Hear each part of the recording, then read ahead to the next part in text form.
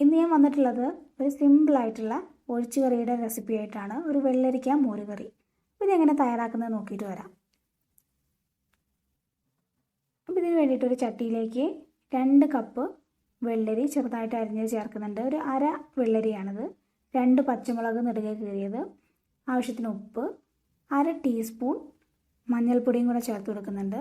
എന്നിട്ട് ഈ വെള്ളരി മുങ്ങാൻ പാകത്തിനുള്ള വെള്ളം ഇതിലേക്ക് ചേർത്ത് കൊടുക്കുക. എന്നിട്ട് അടച്ചു വെച്ചിട്ടൊരു മീഡിയം ഫ്ലെയിമിൽ നന്നായിട്ട് കുക്ക് ചെയ്തെടുക്കുക. ഈ സമയത്ത് ഒരു മിക്സിയുടെ ജാറിലേക്ക് 1 കപ്പ് തേങ്ങ ചേർക്കുന്നുണ്ട്.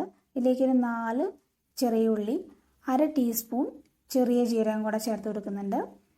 എന്നിട്ട് ആവശ്യത്തിന് വെള്ളം കൂടെ ഒഴിച്ചിട്ട് ഒരു 1/2 കപ്പ് വെള്ളം ഞാൻ ഇതിലേക്ക് ചേർക്കുന്നുണ്ട്. എന്നിട്ട് നന്നായിട്ടൊന്ന് അടിച്ചെടുക്കുക. ഇതിവിടെ റെഡി ആയിട്ടുണ്ട്. ഇതങ്ങ് മാറ്റി വെക്കുക. ഇപ്പോൾ നമ്മുടെ വെള്ളരിക്കെല്ലാം നന്നായിട്ട് കുക്കായിട്ട് വന്നിട്ടുണ്ട്. ഇനി ഇതിലേക്ക് നമുക്ക് അരപ്പ് ചേർക്കാം. അരപ്പ് ചേർത്ത് കൊടുത്ത ശേഷം ഒരു 1-2 മിനിറ്റ് നന്നായിട്ടൊന്ന് ചൂടാക്കി എടുത്താൽ മതി.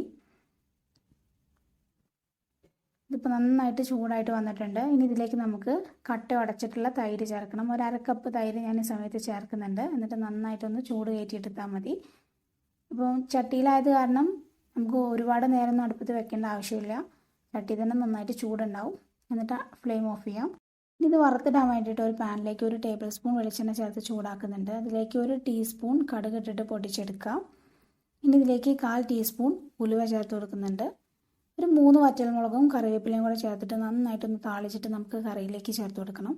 ഈ കറിയിലേക്ക് ഇതിങ്ങനെ ചേർത്ത് കൊടുത്തിട്ട് ഒരു 10 മിനിറ്റ് അടച്ചു വെച്ച ശേഷം നമുക്ക് സെർവ് ചെയ്യാം.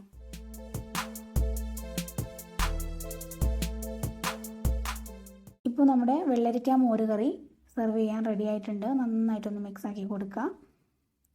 അപ്പോൾ ഇന്നത്തെ വീഡിയോ ഇഷ്ടമായിട്ടുണ്ടെങ്കിൽ ലൈക്ക് ചെയ്യാനും ഷെയർ ചെയ്യാനും സബ്സ്ക്രൈബ് ചെയ്യാനും മറക്കരുത്. Thanks for watching easy tips kitchen.